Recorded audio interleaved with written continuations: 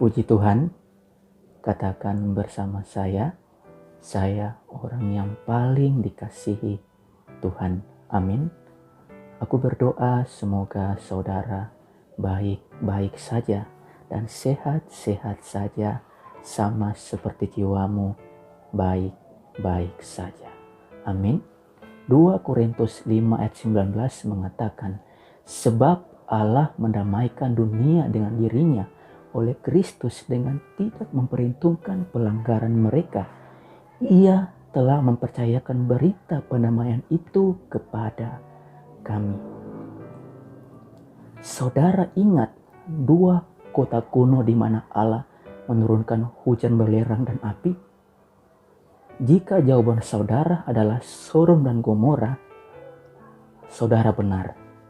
Tapi perhatikan, jika saudara berpikir bahwa Allah sangat bersemangat untuk menghancurkan kedua kota tersebut, saudara salah. Allah tidak mau sama sekali. Dia tidak berburu dosa. Dia berburu kebenaran sehingga dia bisa menyisikan kota. Kita baca dalam Kejadian 18 ayat 23 sampai dengan 32. Kita baca sama-sama. Ayat 23. Abraham datang mendekat dan berkata, apakah engkau akan melenyapkan orang benar bersama-sama dengan orang fasik? Bagaimana sekiranya ada 50 orang benar dalam kota itu? Apakah engkau akan melenyapkan tempat itu? Dan tidakkah engkau mengampuninya karena ke-50 orang benar yang ada di dalamnya itu? Ayat 25. Jauhilah kiranya daripadamu untuk berbuat demikian, membunuh orang benar bersama-sama dengan orang fasik, sehingga orang benar itu seolah-olah sama dengan orang fasik. Jauhlah kiranya yang demikian daripadamu.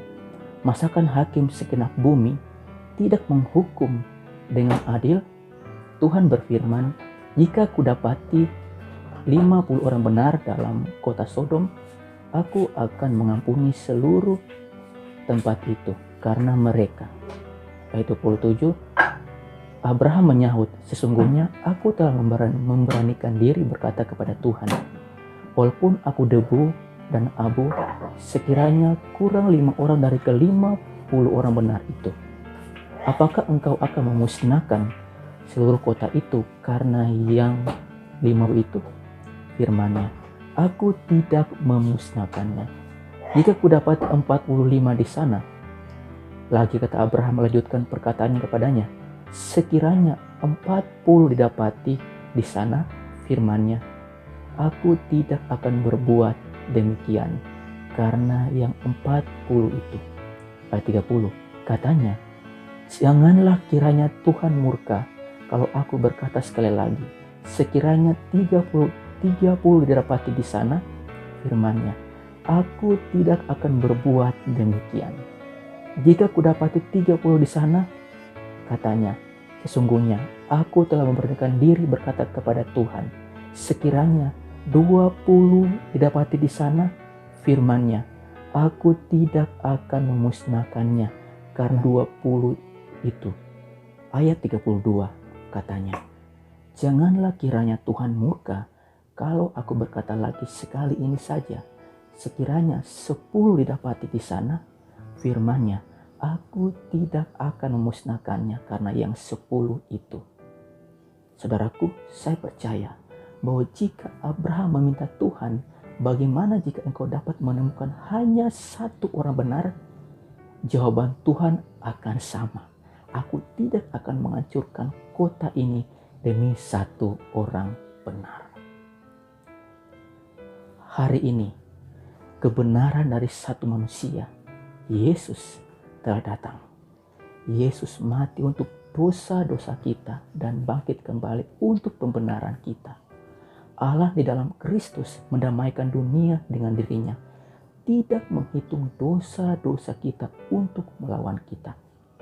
Oleh karena itu, tidak ada penghukuman akan jatuh pada hari ini, karena sudah jatuh pada Yesus 2000 tahun yang lalu di Kalvari.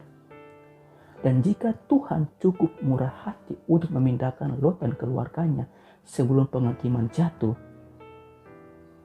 berapa banyak lagi yang akan dilakukan untuk saudara dan saya yang tidak lagi di bawah penghukuman penghakiman. Dan karena Allah tidak menghakimi saudara, jangan seperti istri Lot yang menjadi tiang garam ketika ia berbalik untuk melihat belerang dan api. Mengapa? Karena ia ingin melihat penghakiman Allah, meskipun malaikat telah memperingatkannya. Saudaraku, jangan melihat ke belakang. Jangan sampai Anda dihancurkan. Jadi, jangan fokus kepada penghakiman, penghukuman, dan melihat kembali dosa-dosa yang telah saudara lakukan. Nah, mungkin ada saudara yang sedang berusaha melepaskan diri dari kecanduan yang telah membelenggu saudara selama bertahun-tahun.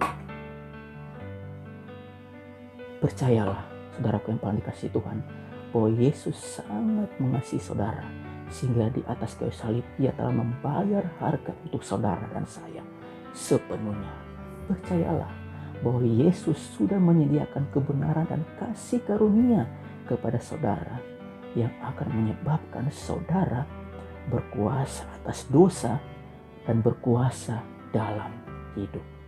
Amin. Percayalah, oleh bilur-bilur Tuhan Yesus Kristus, saudara disembuhkan dan dipulihkan. Amin. Ingat, percaya yang benar menghasilkan kehidupan yang benar. Amin.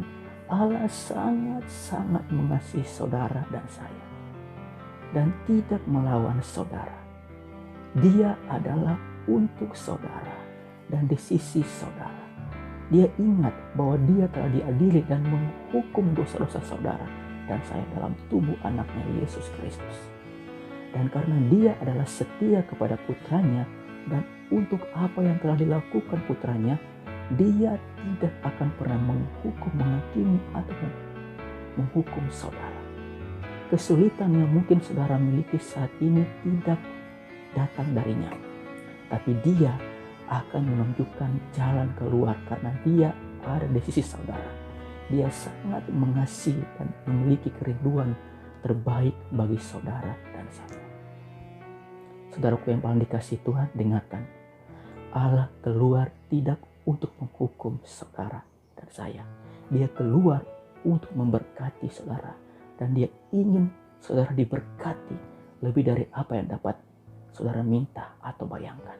Efesus 3 ayat 20. Tuhan Yesus memberkati saudara dimanapun berada.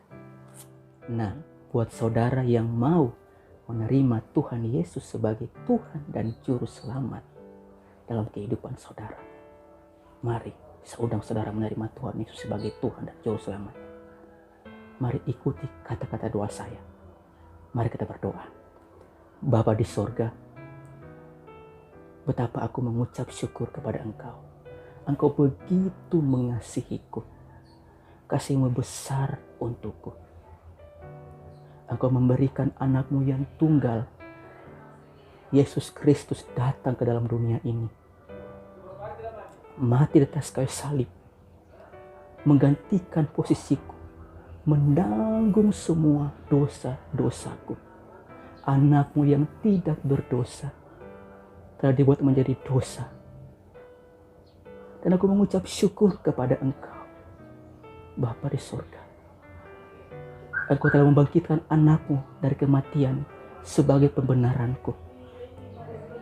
Sehingga hari ini, aku bukan lagi orang berdosa, melainkan orang yang dibenarkan di hadapan-Mu, Bapa, satu kali untuk selama-lamanya.